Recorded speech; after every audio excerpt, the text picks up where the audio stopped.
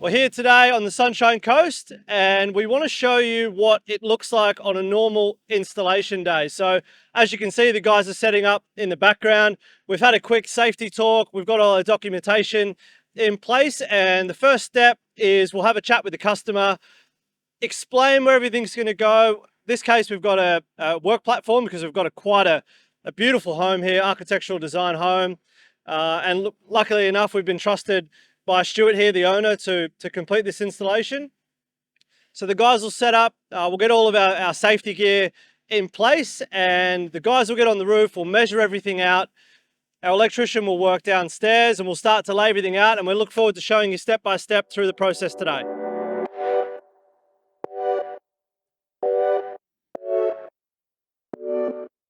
So while the guys are up on the roof starting to measure everything out, we've got Jono here who's going to start pulling we're going to take an old system out and we're going to put a brand new Sungrow system in with a battery.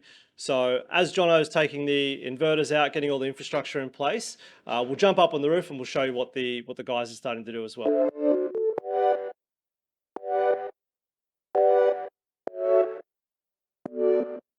So now the boys are up on the roof getting all the framing done. A lot of the electrical is starting to take place. So but the main switchboard here, we've installed in Queensland, we need to install these 3 isolation links. So a bit of work to do in the main switchboards where the meters are. So this will be ready now for the retailer to actually change this over or reprogram it to actually get the feed-in credits on your solar bill.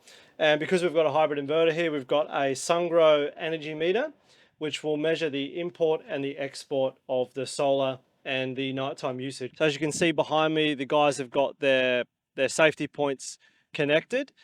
This particular job, we're actually taking an old system off. You can see we're quite high. The panels are on a reverse tilt. Aesthetically, they don't really look great. So we've actually gone with a different design. We've gone with a bigger system, and we're actually going to fit these panels flat. So it's actually a lot safer for the wind. It's going to look a lot better. So normally what we do in a domestic application or even a commercial application, we would get on the roof and we'd check that the design matches what we proposed to the customer in the first place. If we do find that a design doesn't quite meet the requirements that we were looking for, this is the first step we take, because if we do need to change something, we have a chat with you, the customer, and explain what we need to change. We can redo the design so you're comfortable with what you're going to get. So the guys are going to get to work and take off these panels. We're going to take these ones down in the scissor lift, and then we can start to build out the new frame, which we'll show you next.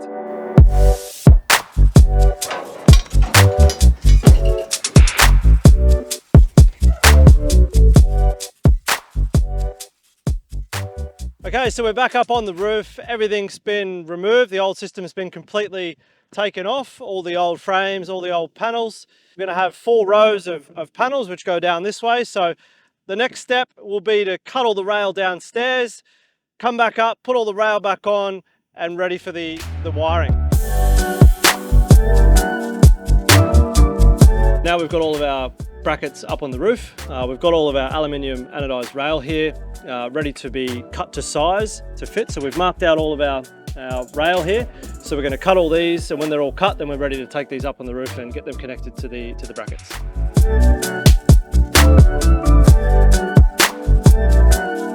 Okay, so now we've got all of our feet installed, all of our rail has been installed, all of our cable has been installed and fit off. You can see that we've got some steel cable ties as a primary means of support. Everything is nice and neat, lifted up on the roof. We don't want cables touching the roof. So we've got all of our earthing system in place, we've got all of our plugs in place, all of our penetrations are done. So now we're ready for the final stage of the panels. A bit more of a complicated layout, this one, but as a general rule, this is what from a rail and a wiring perspective, this is the sort of standard that we want to make sure we hit. If we were lazy, we could get it done in about half the time, but you'd have cables all over the place. It'd be really uncompliant and it'd just look yuck. So we take the time, we make sure we get it right so you get the right result. And the next stage is going to be getting the panels down, so let's go.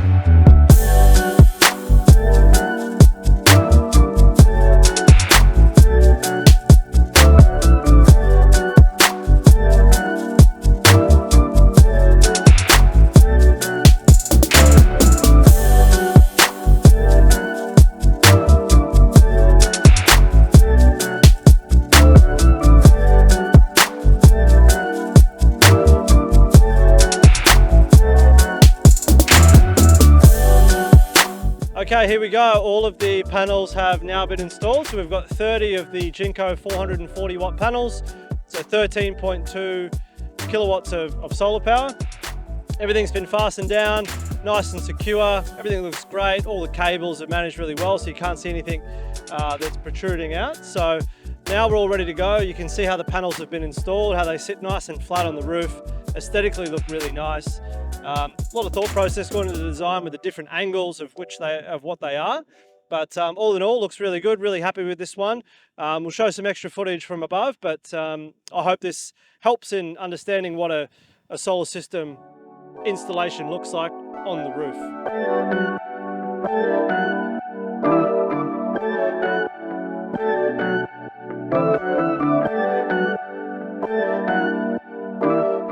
Okay, so all of the old system has now been removed, and Jono's been hard at work, and the SunGrow 10 kilowatt hybrid inverter has been mounted.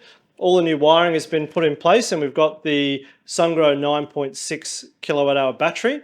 Again, with these, you can really stack these up to 25.6 kilowatts. So if the customer did want to add batteries at a later stage, literally lid comes off, new batteries go on, and we're all set to go. So all nice and neat with the wiring, which goes into the hybrid inverter.